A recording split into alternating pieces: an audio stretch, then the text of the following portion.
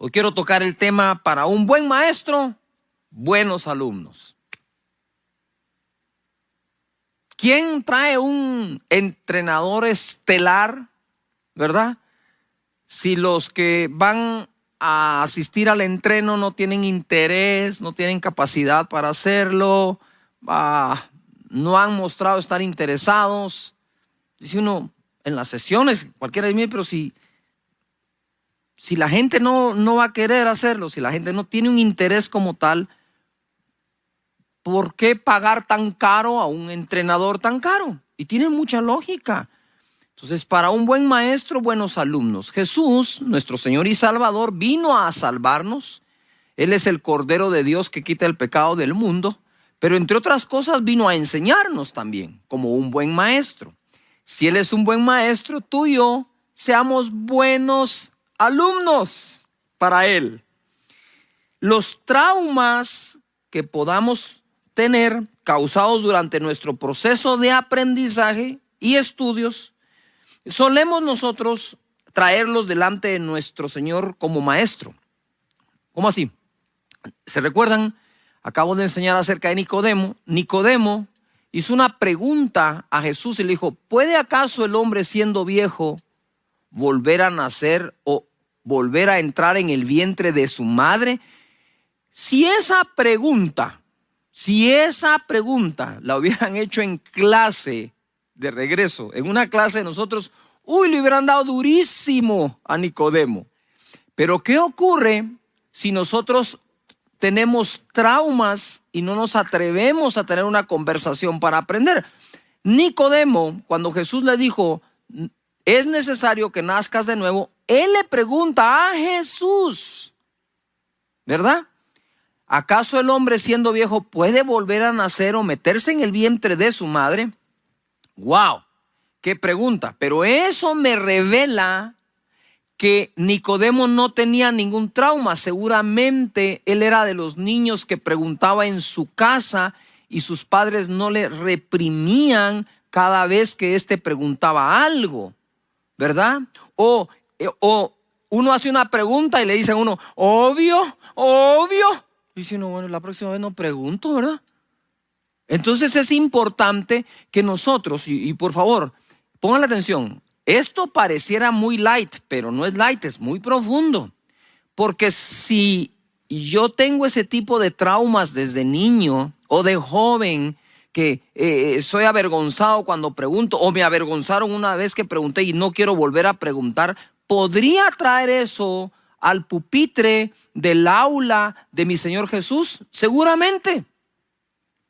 Esas cosas, las de nuestro carácter mal formado a veces, las llevamos delante del Señor como nuestro profesor, nuestro catedrático, nuestro rabón y nuestro maestro, y nos bloquea realmente en nuestro proceso de aprendizaje de Jesús. Yo quiero ser un alumno de Jesús. No soy el mejor alumno, pero quiero ser un alumno de Él. Si queremos ser buenos alumnos, hay varias cosas que debemos dominar, ¿verdad? Debemos dominar. La primera, creo yo, dentro de otras, es que si el otro es experto, ¿verdad? Le pido a mi mente que guarde silencio mientras escucha la instrucción, porque hay gente que mientras escucha una instrucción ya está argumentando. La otra persona no ha terminado de hablar ni de decir y el otro ya le contestó porque yo ya sabía. Es que yo ya sé lo que me ibas a decir. Es muy difícil. Entonces, ¿por qué digo yo? Porque estoy seguro que tú y yo queremos ser discípulos de Jesús. Entonces, una cosa es ser discípulo de Jesús y otra cosa es aprender a ser discípulo de lo que sea y de quien sea. Es decir, Jesús va a trabajar con la materia prima que nosotros le pongamos en sus manos. Mateo capítulo 13, verso 18. Jesús va a explicar la parábola del sembrador y usted dice, no se desconecte, porque entonces ya no está bien como alumno. Déjeme ver si encontramos algo más en esta parábola de lo que siempre encontramos. Mateo 13, 18. Oíd pues vosotros la parábola del sembrador.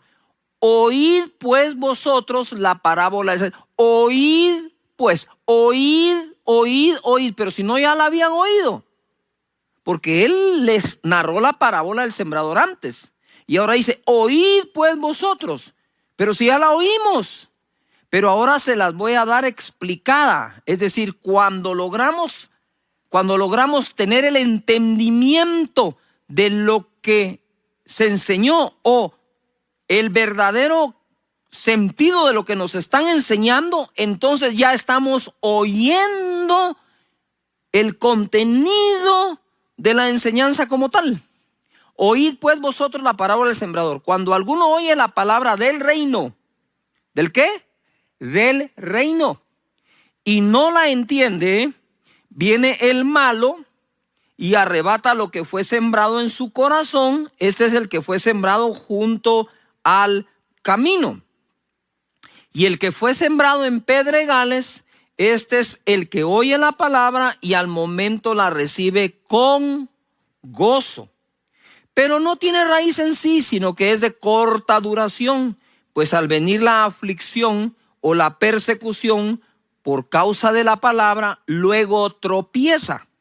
El que fue sembrado entre espinos, este es el que oye la palabra, pero el afán de este siglo y el engaño de las riquezas ahogan la palabra y se hace infructuosa. No sirvió de nada la enseñanza, no da fruto. 23, mas el que fue sembrado en buena tierra, un buen alumno, este es el que oye y entiende la palabra y da fruto y produce a 100, a 60 y a 30 por uno.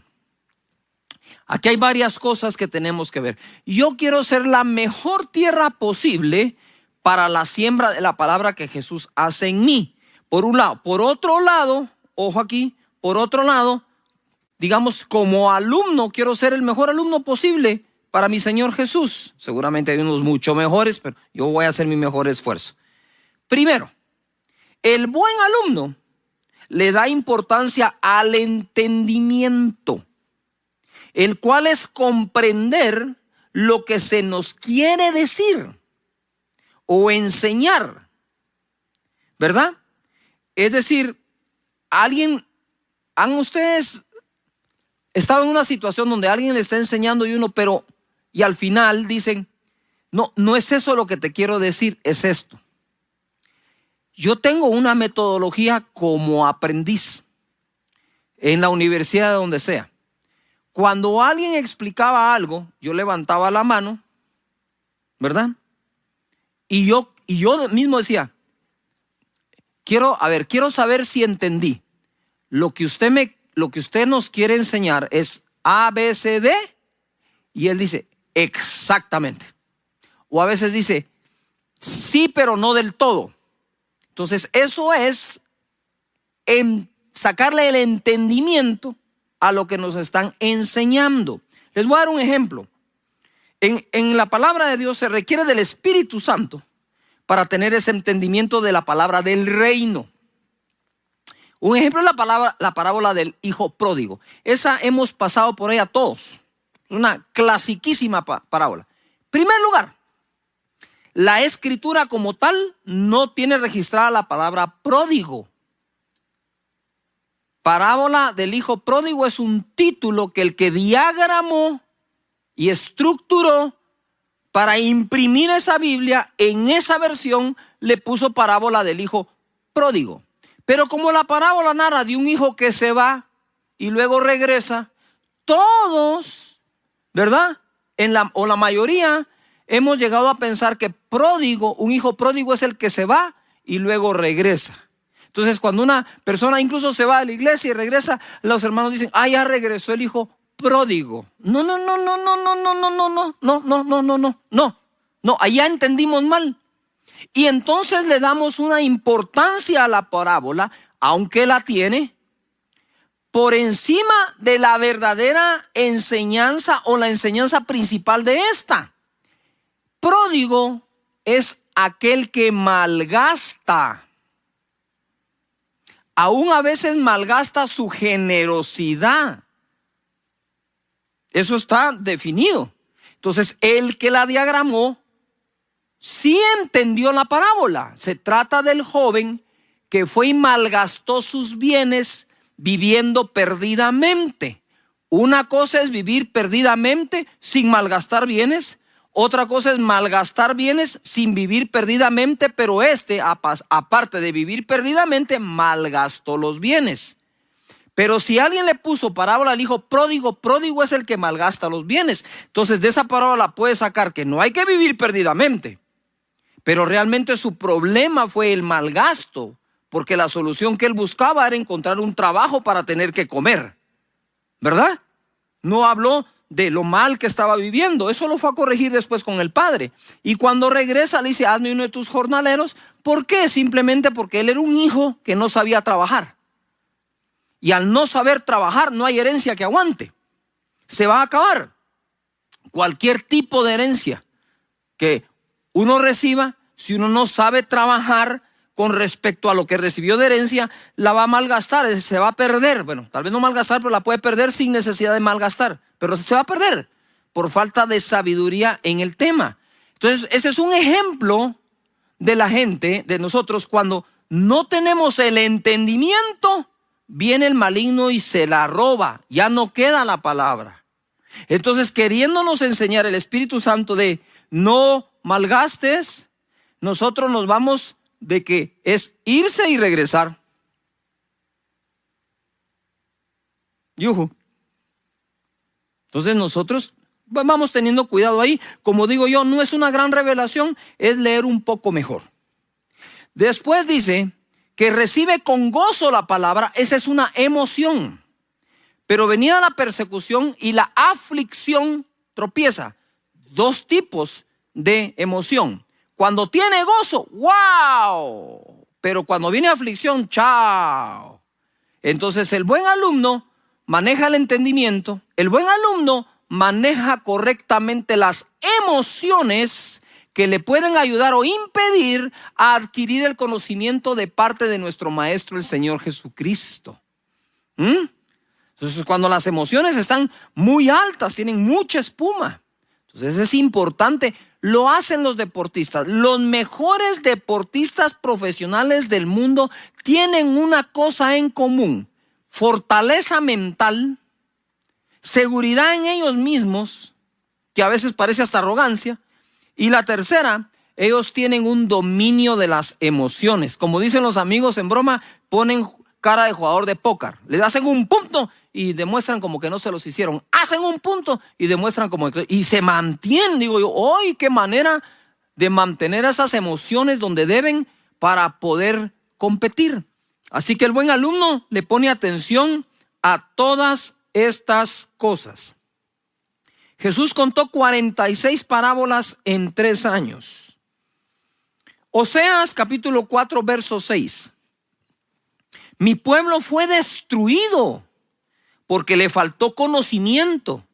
Por cuanto desechaste el conocimiento, yo te echaré del sacerdocio, y porque olvidaste la ley de tu Dios, también yo me olvidaré de tus hijos. El conocimiento para Dios es tan importante que le dice al pueblo del Señor: mi pueblo pereció por falta de conocimiento, no por falta de emociones ni gritos de júbilo. ¿Por falta de qué? Conocimiento. Y luego dice: por cuanto desechaste el conocimiento, yo te echaré del sacerdocio. Es tan importante el conocimiento que el Señor condiciona al sacerdote al conocimiento. Si tú desechas el conocimiento, no hay sacerdocio. ¡Wow! ¿Qué es lo que quiero decir? Le puse pie aquí a algo para hacerte saber que el conocimiento para Dios es súper importante. Su espíritu, el espíritu de conocimiento, de sabiduría, de entendimiento. Conocimiento, definámoslo, es la acumulación de información acerca de algo. Por eso te dicen: ¿y usted qué tanto conoce de esto? Y usted puede decir: bueno, he leído 16 libros del tema, tengo esta experiencia, en la experiencia adquirí este conocimiento, yo sé que... muy bien.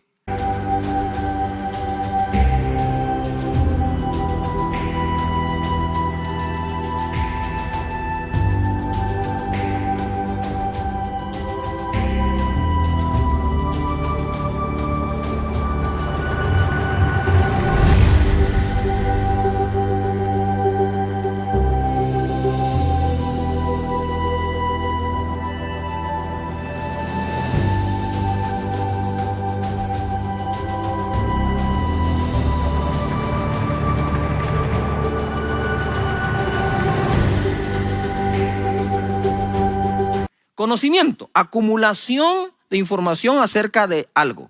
Sabiduría es la correcta aplicación del conocimiento. Es decir, ¿quién es el sabio? El que sabe aplicar el conocimiento que ha adquirido. Ahora, si no adquiero conocimiento, no tengo nada que aplicar. ¿Cómo sería sabio? Si la sabiduría es la aplicación correcta de la aplicación o la aplicación correcta del conocimiento. Ahora, entendimiento es saber el por qué y el para qué del conocimiento. Jesús manejaba estas tres buenísimo. Él nos da conocimiento, nos abre el entendimiento. Una escritura importantísima es: tenemos la mente de Cristo. Ahora nos falta el conocimiento que tenía Cristo, la sabiduría de Cristo, el entendimiento de Cristo. La falta de conocimiento trae destrucción, mientras que adquirirlo es vital para construir algo, incluyendo una buena vida. Jesús es un maestro tan exquisito que enseñó con autoridad. Mateo, Marcos 1:21. Y entrando en Capernaum y los días de reposo, entrando en la sinagoga, enseñaba. Y se admiraban de su doctrina, porque les enseñaba como quien tiene autoridad y como los escribas. No es lo mismo saber cosas que hacerlas funcionar. Y no es lo mismo ser un asesor de empresas que ni siquiera tiene empleados. Porque, como digo yo, al vacío todo lo que digas funciona. Pero ¿has comprobado que funciona en la práctica como para afinar dicho conocimiento? Bueno, quiero hacer una pausa aquí para decirte algo. Les hablé de los traumas al principio que tenemos a veces, y esos los llevamos, ¿verdad? Allí. Por ejemplo, para la gente es fácil decir qué hacer, ¿verdad? Y le gusta enseñar siempre algo que no hace o no ha probado, porque ha fracasado muchas veces en la aplicación del conocimiento. Entonces prefiere mejor dárselo a alguien más que aplicarlo.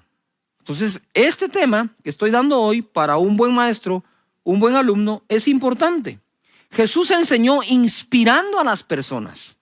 Marcos capítulo 3, verso 9. Y dijo a sus discípulos que le tuviesen siempre lista la barca a causa del gentío, para que no le oprimiesen, porque había sanado a muchos. De manera que por tocarle, cuantos tenían plagas caían sobre él. Y los espíritus inmundos, al verle, se postraban delante de él y daban voces diciendo: tú eres el Hijo de Dios. Mas él les reprendía mucho para que no le descubriesen. Después subió al monte y llamó a los que él quiso, y vinieron a él. Y estableció a 12 para que estuviesen con él y para enviarlos a predicar, y que tuviesen autoridad para sanar enfermedades y para echar fuera demonios. Después que todos veían cómo Dios se manifestaba con poder, los llamaba a ser sus discípulos para que aprendieran de él y recibieran autoridad para hacer lo mismo que él hacía. ¡Wow! Quiero que veas este cuadro. Jesús está sanando enfermos que tienen plagas caen sobre él y sanan, se levantan, leprosos son limpios, muertos son resucitados. Ese es un gran día. Si yo estuviera ahí, estoy con los ojos así, con la boca que se me cae, asombrado, codeando al que está a la par. ¿Ya viste eso? Tiene que ser Dios.